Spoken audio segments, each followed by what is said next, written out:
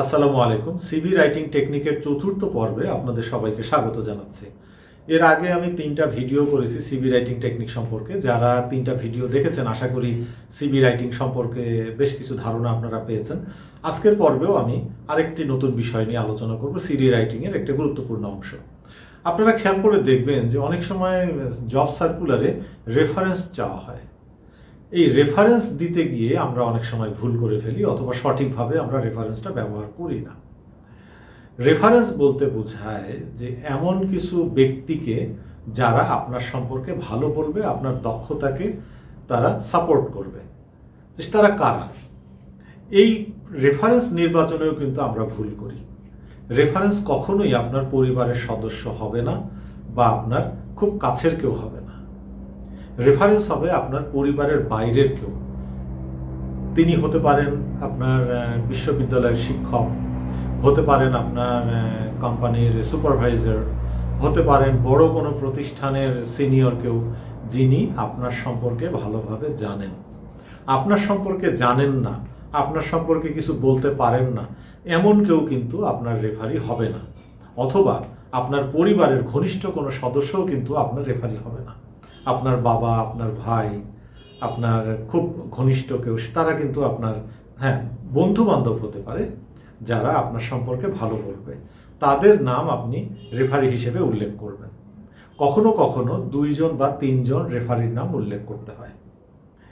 একটা কথা খেয়াল রাখবেন, সেটি হচ্ছে যদি জব সার্কুলারে রেফারেন্স চাওয়া হয় তাহলে রেফারেন্স ব্যবহার করবেন। আর যদি রেফারেন্স চাওয়া না হয় জব সার্কুলারে, তাহলে রেফারেন্স ব্যবহার না করলেও চলবে।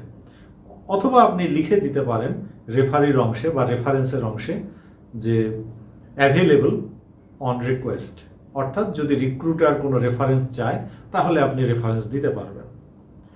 আরেকটি বিষয় আমি উল্লেখ করি রেফারেন্স উল্লেখ করার বিষয়ে, সেটি হচ্ছে যখন আপনি কারোর নাম আপনি রেফারেন্স হিসেবে ব্যবহার করবেন, অবশ্যই তার পুরো নাম স্পষ্টভাবে লিখবেন, যেন নামটা ভুল না হয়। তার জব টাইটেল, তিনি কোন অর্গানাইজেশনে জব করেন বা কোন প্রতিষ্ঠানের মানুষ তিনি, তার mobile number, WhatsApp number, email address অবশ্যই আপনি উল্লেখ করবেন। অর্থাৎ সেই রেফারিকে যেন রিক্রুটার খুব সহজেই কানেক্ট করতে পারে। যখন আপনি রেফারি হিসেবে কারো নাম ব্যবহার করছেন, অবশ্যই তার অনুমতি নিয়ে ব্যবহার করবেন। এবং যখন আপনি জব সার্কুলার পেয়ে যখন আপনি সিভি সাবমিট করছেন এবং সেখানে রেফারি হিসেবে তার নাম উল্লেখ করেছেন, তখন অবশ্যই তার সাথে যোগাযোগ করে জানাবেন যে স্যার, আমি আপনার নামটা রেফারি হিসেবে ব্যবহার করেছি অমুক জবের জন্য। তাহলে একটা সুবিধা হবে, সে জায়গা থেকে যদি কোনো ফোন অথবা ইমেল আপনার রেফারির কাছে যায়, তাহলে উনি খুব সহজেই আপনাকে কানেক্ট করতে পারবেন, আপনার কথাটা মনে করতে পারবেন। তখন উনি আপনার সম্পর্কে অবশ্যই ভালো বলবেন। আর যদি তাকে আপনি না জানান, তার কাছ থেকে কোনো অনুমতি না নেন, যদি কোনো কারণে রিক্রুটার আপনার রেফারিকে ফোন করে অথবা ইমেল করে, তাহলে কিন্তু তিনি সারপ্রাইজ হবেন। এবং রেফারি যদি কোনোভাবে কোনো কারণে যদি আপনার সম্পর্কে কিছুই বলতে না পারে অথবা আপনার সম্পর্কে ভালো কিছু না বলতে পারে, তাহলে কিন্তু রিক্রুটার আপনার ব্যাপারে কখনোই উৎসাহী হবে না।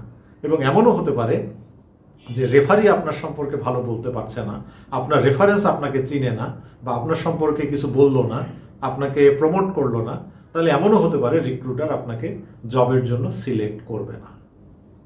দেখা যায় যে রেফারির সাথে যোগাযোগটা রিক্রুটার তখনই করেন যখন তার প্রয়োজন হয়, যখন প্রার্থীকে তিনি পছন্দ করেন প্রাথমিকভাবে, তখন তিনি আরও ভালোভাবে জানার জন্য অথবা ভেরিফিকেশনের জন্য রেফারিকে ফোন করেন অথবা তাকে ইমেল করেন বা তার সাথে যোগাযোগ করেন।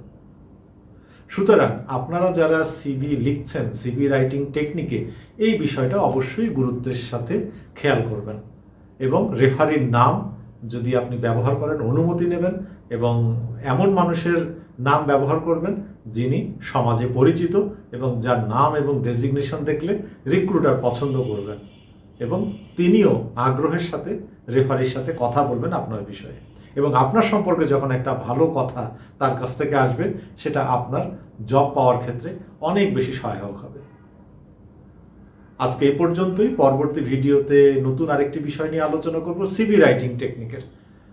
আপনারা যারা সিভি রাইটিং টেকনিক সম্পর্কে জানতে চান, তারা আমার এই সিরিজ ভিডিওগুলো ফলো করেন, আশা করি আপনারা নিজেরাই সিভি লেখা শিখতে পারবেন। ভালো থাকবেন সবাই, আপনাদের সবার জন্য শুভকামনা। আসসালামু আলাইকুম।